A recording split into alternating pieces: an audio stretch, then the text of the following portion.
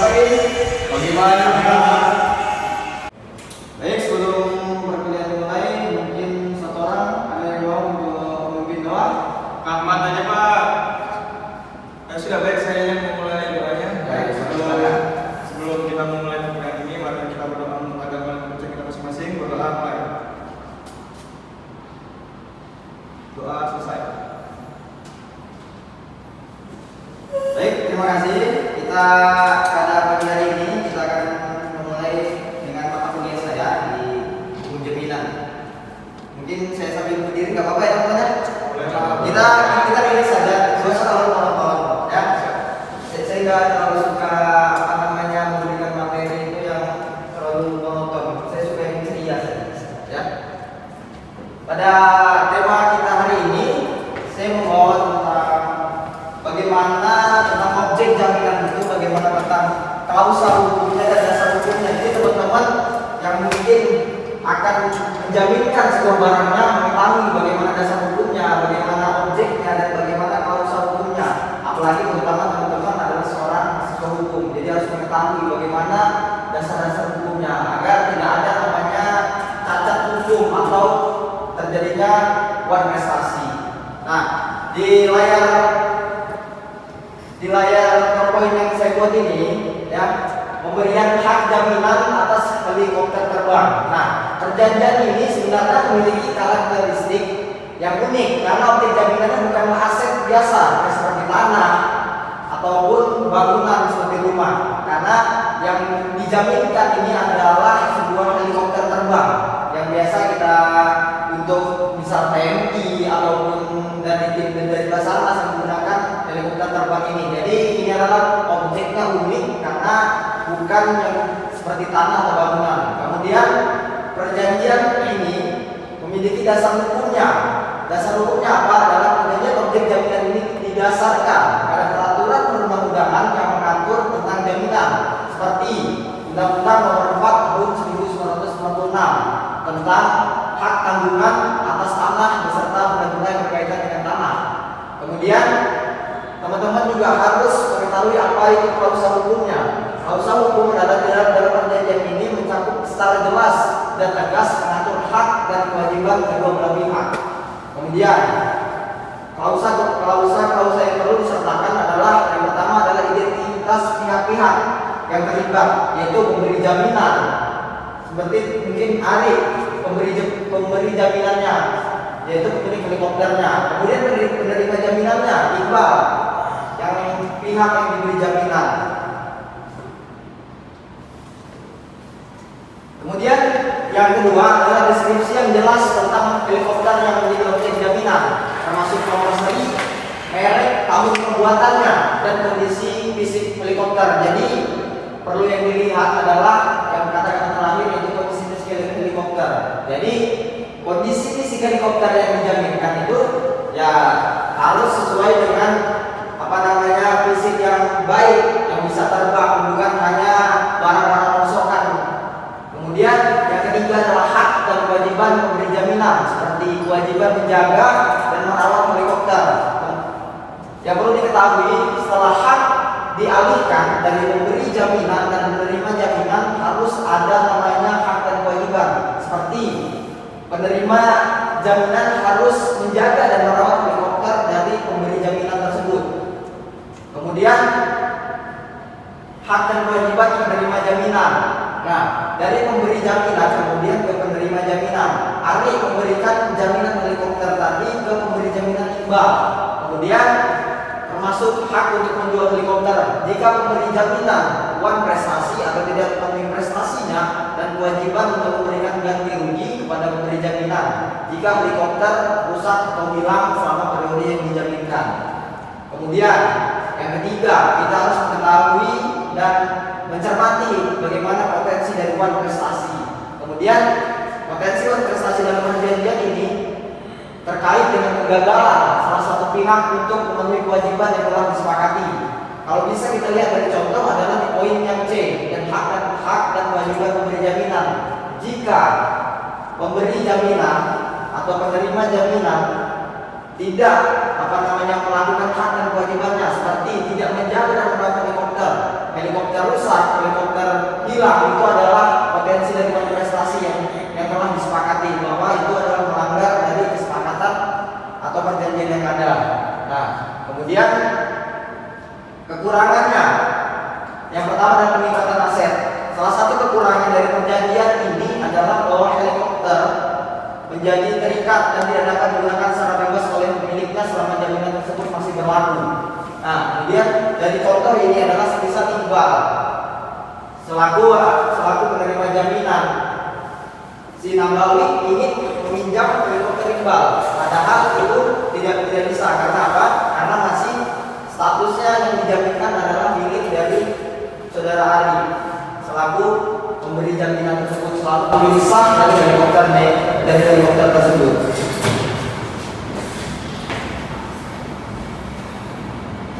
Kemudian yang kedua adalah potensi kehilangan aset. Nah, yang selanjutnya ini adalah jika pihak yang memberikan hak jaminan tidak dapat memenuhi kewajiban finansial atau jika terjadi default pada pinjaman. Kemudian pihak yang memiliki hak jaminan dapat menjual helikopter untuk mendapatkan kembali jumlah pinjaman atau kewajiban yang masih harus dibayar. Kemudian biaya dan proses hukum. Perjanjian hak jaminan atas helikopter seringkali melibatkan biaya tambahan seperti biaya pengangkatan jaminan, biaya hukum dan biaya administrasi lainnya. Nah, sebelum kita masuk kepada kelebihan, saya ingin teman-teman apakah ada sedikit pertanyaan atau ada sedikit yang mungkin teman-teman tidak ketahui terkait yang sesuai dengan yang klausul hukum tadi, terutama tentang dari kekurangannya.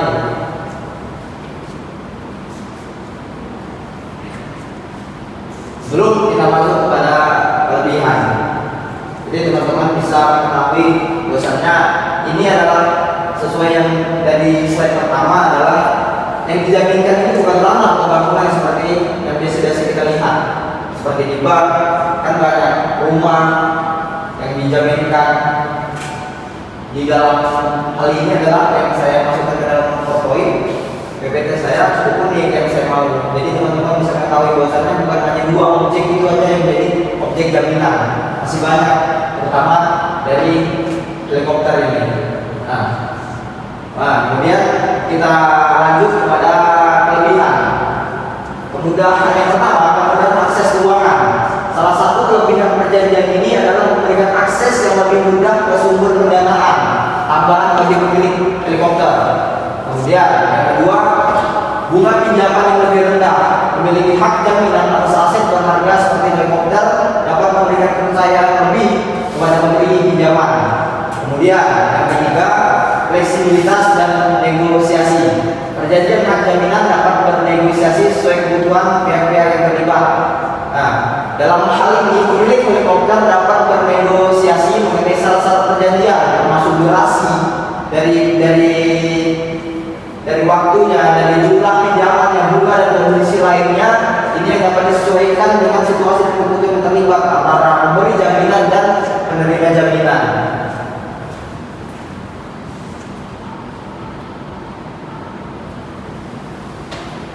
Nah, kemudian kita masuk kepada dasar hukumnya.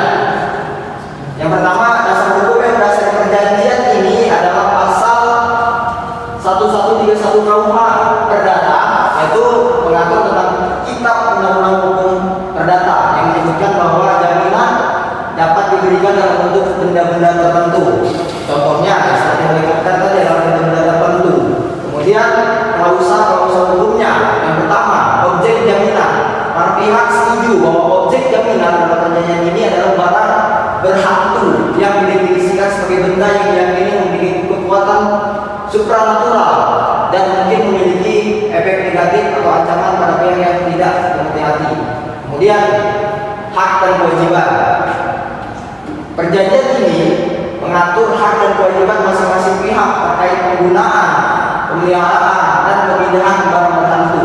Klausul ini mungkin mencakup ketentuan seperti tanggung jawab pihak yang menggunakan atau memiliki barang berhantu, serta larangan memperdagangkan atau mengubah status hukum barang berhantu tersebut. Kemudian kita membahas tentang objek jaminan, hak dan kewajiban pihak, kemudian pengalihan jaminan. perjanjian ini dapat mencakup ketentuan tentang pengalihan hak jaminan kepada pihak ketiga, prosedur dan syarat-syaratnya. Kemudian kita masuk kepada potensi wan prestasi lalu tidak memenuhi perjanjian tersebut. Kemudian yang pertama, ketidakpatuhan. Pihak yang memberikan jaminan mungkin melanggar perjanjian jika tidak dapat mempertahankan kepemilikan atau pengendalian atas barang tertentu tersebut.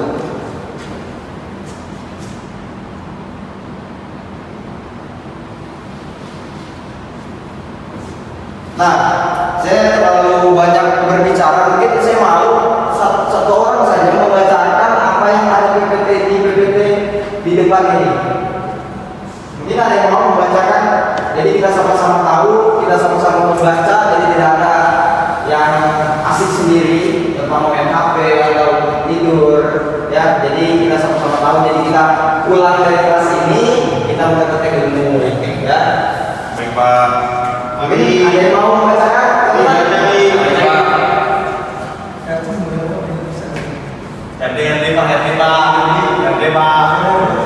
Pak, saya jawab. Ya, tidak boleh tidak. Bacakan tidak. Lanjutan potensi wan prestasi. B. Ancaman terhadap pihak ketiga jika barang berhantu tersebut benar-benar memiliki kekuatan supranatural yang membahayakan atau mengancam pihak ketiga yang tidak berkepentingan, maka perjanjian ini mungkin melanggar hukum atau mengakibatkan gugatan hukum. 4. Kekurangan dan kelebihan terhadap perjanjian tersebut. Kekurangan, potensi cacat hukum. Perjanjian ini memiliki potensi cacat hukum karena objek jaminan yang unik dan aneh, yaitu barang berhantu, dan dapat menimbulkan pertanyaan tentang keabsahan dan kepatuhan terhadap hukum yang berlaku. Resiko hukum dan keamanan. Penggunaan barang berhantu sebagai objek jaminan dapat menimbulkan resiko hukum dan keamanan, baik terhadap pihak yang memberikan jaminan maupun pihak yang menerimanya. Kelebihan, nilai unik dan eksklusif. Perjanjian ini memiliki nilai unik dan eksklusif karena menggunakan objek jaminan yang langka dan menarik perhatian. Potensi kepatuhan. Dalam hal barang berhantu tersebut memang memiliki efek yang ditakuti dan dihormati oleh masyarakat. Perjanjian ini dapat mendorong pihak yang menerimanya untuk memenuhi kewajiban yang ditetapkan. Nah, kemudian selanjutnya ini kita mengganti objek jaminan. Yang tadi objek jaminannya adalah helikopter yang mungkin tetap masih menjadi barang. Nah, yang selanjutnya adalah hewan yang menjadi objek jaminan, yaitu gajah peliharaan.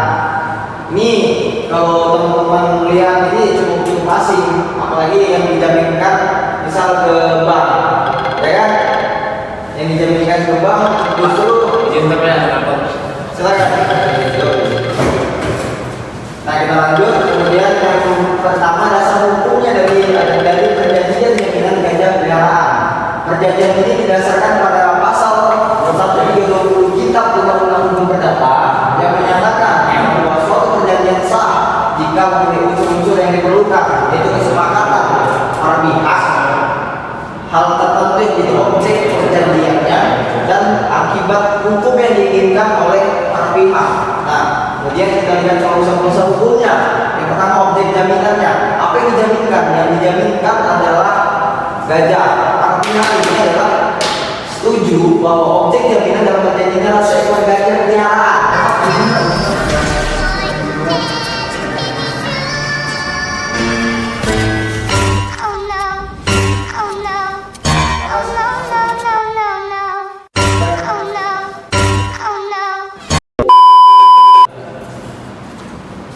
Nah, baik, kita lanjutkan tentang klausul hukumnya. Kemudian objek jaminannya adalah yang dijaminkan adalah hewan peliharaan, yaitu yang dikenal oleh penerima jaminan. Pemberi jaminannya adalah seekor gajah peliharaan yang dikenal dengan nama gajah berdasi.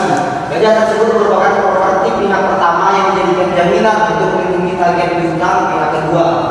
Kemudian hak dan kewajibannya.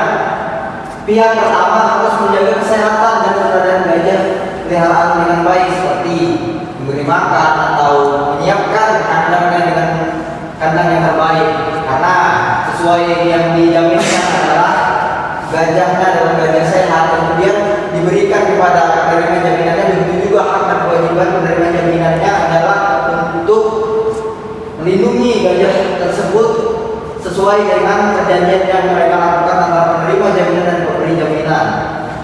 Nah, kemudian hak dan kewajiban dari pihak kedua harus membayar tagihan piutang tepat waktu.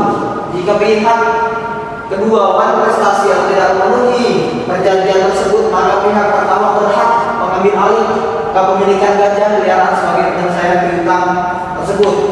Nah, maka hal itu jika hak dan kewajiban pihak kedua tidak dilaksanakan secara tepat waktu, maka pihak kedua dapat dikenakan hak prestasi. Maka dari hal ini, dengan didasari ini, pihak pertama berhak mengambil alih kepemilikan gajah peliharaan. Nah, kemudian jangka waktu dan pemeliharaan. Perjanjian ini berlaku selama kurang lebih 5 tahun. Dengan kewajiban pihak pertama untuk terus memelihara gajah tersebut selama periode tersebut, yaitu 5 tahun. Kemudian potensi prestasi dari perjanjian ini. Potensi prestasi dalam perjanjian ini terletak pada kewajiban pihak pertama untuk menjaga kesehatan dan keberadaan peliharaan. Jika pihak pertama gagal memenuhi hak dan kewajiban tersebut, maka pihak kedua berpotensi mengalami kerugian, baik secara finansial maupun emosional. Kemudian yang terakhir tadi adalah potensi prestasi. Kemudian kita melihat tentang kekurangannya. Yang pertama, cacat hukum. Perjanjian ini mungkin memiliki potensi cacat hukum. Karena apa? Karena mungkin melanggar undang-undang yang melarang atau mengatur kepemilikan peliharaan hewan liar seperti gajah.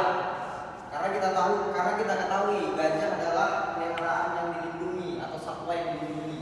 Kemudian banyak negara memiliki undang-undang yang ketat tentang perlindungan hewan serta pembatasan kepemilikan dan perdagangan hewan eksotis. Oleh karena itu, perjanjian ini dapat dianggap tidak sah atau tidak mengikat secara hukum atau cacat hukum. Kemudian yang kedua, tidak praktis. Jaminan gajah ini atau peliharaan ini juga dianggap tidak praktis. Karena apa? Gajah adalah hewan besar dan membutuhkan perawatan khusus serta fasilitas yang sesuai. Maka pemilik atau pemelihara gajah membutuhkan sumber daya yang signifikan, termasuk lahan yang luas, makanan yang khusus, perawatan medis dan peralatan yang sesuai. Oleh karena itu, perjanjian semacam ini mungkin tidak praktis dan sulit dilaksanakan. Karena apa?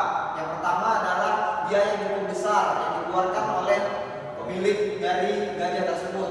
Oleh karena itu, kita ketahui sumber daya yang dibutuhkan banyak, lahannya cukup luas, kemudian makanannya bukan makanan yang sembarangan. Kemudian kelebihannya, yang pertama unik dan menarik. Memang kita ketahui, walaupun memiliki potensi dari cacat hukum dan tidak praktis, perjanjian ini dianggap unik dan menarik. Karena apa? Karena gajah yang dijaminkan. Mungkin teman-teman sering melihat yang dijaminkannya adalah bangunan, tanah, terutama dua barang ini lebih sering dijaminkan. Karena itu dari yang saya angkat ini adalah hewan yang dijaminkan, cukup unik. Nah, kemudian yang kedua, nilai simbolisnya. Bagi beberapa orang, memiliki gajah peliharaan dapat memiliki nilai simbolis atau status sosial tertentu. Gajah seringkali dianggap sebagai hewan yang kokoh, kuat dan bijaksana sesuai dengan kondisi tubuh dari gajah tersebut. Kemudian oleh karena itu, perjanjian ini mungkin mencerminkan keinginan untuk memperoleh atau menjaga status sosial tertentu dalam masyarakat. Nah, dari dua objek perjanjian ini adalah objek perjanjian yang unik dan menarik. Yang pertama, helikopter yang dijaminkan. Kemudian yang kedua, peliharaan. Ya, jadi saya tidak membahas tentang objek jaminannya adalah tanah atau bangunan. Mungkin teman-teman sudah bisa membacanya di OPL yang saya buat. Nah, dari yang saya jelaskan ini adalah tidak ada di OPL. Maka dari itu, pada kesempatan offline tidak bertatap muka ini, saya ingin menjelaskan tentang objek jaminan yang unik dan menarik. Jadi mungkin teman-teman nanti sebagai anak hukum ditanya, apakah hewan saya ini bisa dijadikan jaminan? Jadi teman-teman dari hal ini juga bisa menjawab pertanyaan-pertanyaan itu. Jadi teman-teman bukan hanya sebagai mahasiswa hukum yang hanya mengetahui tentang objek jaminan, yaitu adalah bangunan atau tanah. Jadi teman-teman juga bisa mengetahui bahwasannya seperti helikopter, bahkan pesawat sekalipun, atau hewan peliharaan dari teman-teman seperti kucing bisa menjawabnya, bagaimana dasar hukumnya, klausul hukumnya, kelebihan dan kekurangannya, serta potensi dari uang prestasi itu. Jadi kita bisa melihat bagaimana kelebihan dan kekurangan dari objek perjanjian yang dijaminkan. Nah, kemudian ini adalah slide yang terakhir. Yang selanjutnya saya minta untuk teman-teman mungkin ada pertanyaan. Ya. Pak, izin mau nanya, saya Jidan Rizky. Kan tadi kan Bapak kan sudah menjelaskan tentang klausa dan hak dan kewajiban dari peminjaman helikopter ini, Pak ya. Apabila dalam si pengguna helikopter atau si peminjam helikopter ini melakukan tindakan bersama dengan helikopter itu untuk kejahatan kriminal seperti terorisme atau penculikan ataupun sebagainya, itu termasuk uang prestasi atau tidak, Pak? Terima kasih, Pak. Nah, tadi pertanyaan Jidan, mungkin saya mau satu lagi pertanyaan yang nanti saya jawabnya nggak berhenti. Mungkin ada lagi pertanyaan? Baik Pak, mungkin saya lagi pertanyaan terakhir. Jadi yang saya ingin tanyakan di sini dari penjelasan yang Bapak sudah jelaskan tadi melalui PPT, yaitu adanya hukum dasar hukum, klausul hukum, kelebihan, kekurangan, juga uang prestasi. Nah, di sini yang saya mau tanyakan, apakah fungsi beserta manfaat daripada hukum jaminan atas helikopter ini, Pak? Terima kasih.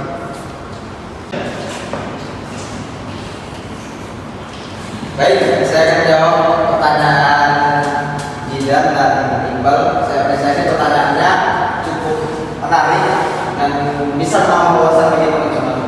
Nah, pertanyaan dari Jidan tadi tentang helikopter. Nah, bagaimana jika helikopter itu dijadikan sebagai barang untuk tindak kriminal? Ya, Pak. Jadikan tindak kriminal, apakah itu sebuah uang prestasi atau tidak? Nah, dari PPT ini mungkin bisa sedikit menjawab dari pertanyaan Jidan tadi. Baik, saya akan menjawab pertanyaan Jidan dan Iqbal. Saya apresiasi pertanyaan dari Jidan dan Iqbal.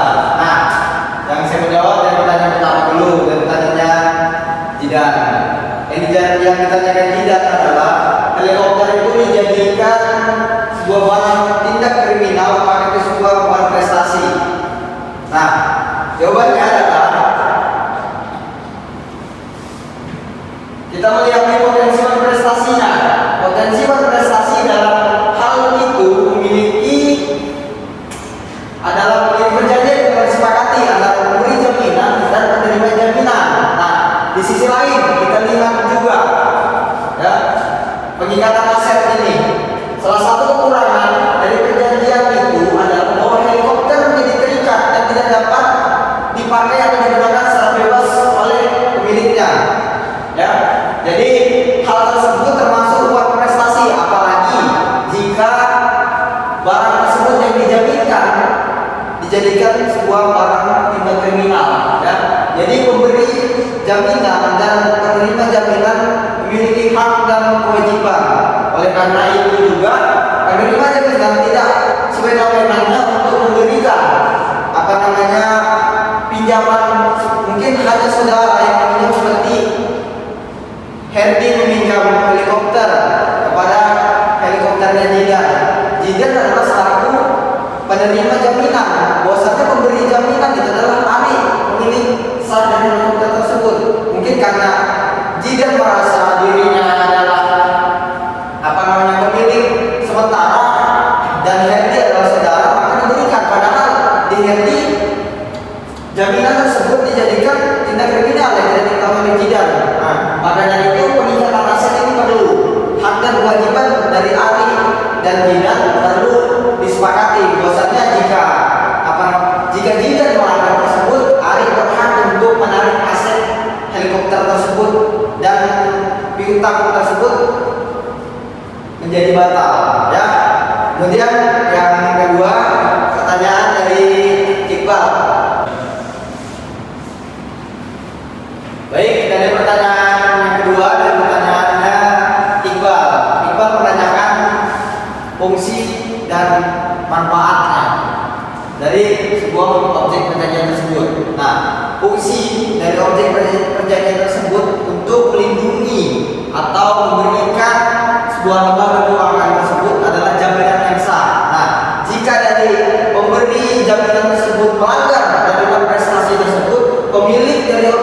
jaminan tersebut berhak untuk mengambil alih atau menjual objek jaminan yang dijaminkan antara perjanjian dari kedua belah pihak tersebut. Kemudian itu fungsi, kemudian manfaatnya. Yang manfaat yang pertama adalah perlindungan aset. Nah, yang pertama perlindungan aset dari objek perjanjian tersebut, dari penerima dan pemberi jaminan tersebut adalah sama seperti dari jawaban saya pertama. Ada namanya perlindungan aset yang pertama, yaitu sesuai dengan jawaban yang saya berikan kepada Jidan tadi, yaitu sifatnya terikat dan tidak dapat digunakan secara bebas.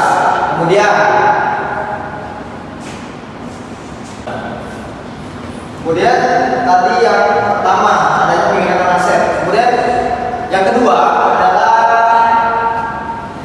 perlindungan. Yang selanjutnya adalah yang dapat saya jelaskan, yaitu perlindungan. Bahwasanya objek yang dijaminkan tersebut yang memiliki nilai tambah, baik secara hasil yang dijaminkan tersebut memiliki objek tambahnya, seperti uang yang diberikan itu bisa memiliki meningkat, seperti yang dijaminkan helikopter. Mungkin dari kesepakatan yang ada memiliki pinjaman yang lebih tinggi dan memiliki suku bunga yang lebih rendah. Kemudian adanya kesepakatan yaitu fleksibilitas aset. Nah, pemilik dari helikopter tersebut Rahmat masih memiliki kepemilikan helikopter yang sah walaupun sudah dijaminkan kepada Nabawi, ya. Tapi Rahmat bisa menggunakan helikopter tersebut untuk kegiatan operasional bisnis di perusahaannya. Hal tersebut belum saja dan sah saja, ya, dengan kesepakatan yang sudah tertuang dalam perjanjian tersebut, ya, antara pemberi jaminan dan penerima jaminan. Yang dapat dimaksudkan di sini adalah Rahmat dan Nabawi yang di dalamnya tersebut, dalam objek-objek perjanjian tersebut Rahmat bisa memakai helikopternya sesuai dengan apa yang dijanjikan dalam objek perjanjian tersebut, dengan ketentuan si Rahmat bisa memiliki dan melunasi kewajibannya untuk membayar sesuai dengan apa yang dijaminkan, ya. Nah, mungkin dari perkuliahan kita pada pagi hari ini mungkin tidak terlalu banyak. Semoga saya juga minta teman-teman membaca di open learning yang sudah saya buat, ya, mengerjakan tugas-tugasnya juga. Nanti saya akan memberikan tugas kelompok kepada teman-teman untuk dikerjakan tentang objek jaminan ini. Nanti mungkin teman-teman mempersiapkan diri objek jaminan unik dan menarik. Saya nggak mau terlalu membahas tentang yang terlalu formal. Jadi teman-teman yang di sini dijelaskan tadi helikopter dan gajah. Nanti teman-teman bisa apa yang dijaminkan lebih unik dan menarik lagi, tapi tidak menyimpang dari hukum jaminan yang sudah dijelaskan. Pertama dalam open learning. Nah, jam sudah habis. Nah, saya selanjutnya akan masuk di kelas sebelah, di kelas malam nanti untuk perkuliahan yang sama.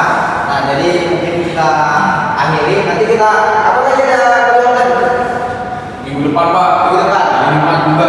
Hari Jumat juga. Nah, nanti si petnya kabarin ke saya. Kita akan mengejar kembali hukum jaminan. Jadi teman-teman nanti untuk persiapan minggu depan saya memberikan visi-visi. Jadi teman-teman luas sudah bisa memberikan visi-visinya. Jadi saya harap juga teman-teman mengerjakan nilai tugas-tugasnya. Jadi pada saat pengikutan nilai nanti dari nilai tes, nilai puas, bahkan tugas-tugas teman-teman bisa saya input untuk saya berikan nilai, ya. Saya tidak pernah membebani mahasiswa. Semoga saya minimal memberi itu B, apalagi teman-teman rajin untuk mengerjakan tugas dan masuk, ya.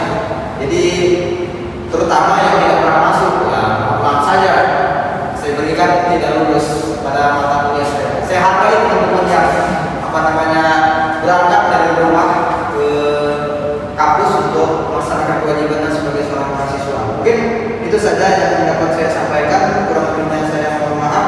Terima kasih. Wassalamualaikum warahmatullahi wabarakatuh. Waalaikumsalam warahmatullahi wabarakatuh. Saya pamit, ya. Jangan lupa absen nanti.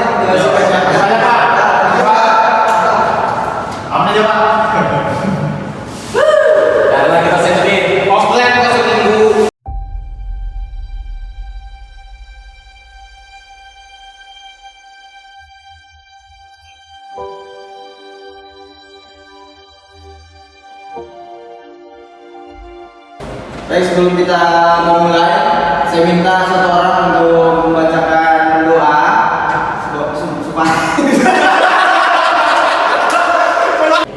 Baik, sebelum kita memulai program kita hari ini, saya minta satu orang untuk memimpin doa teman-temannya agar program kita hari ini diberkahi.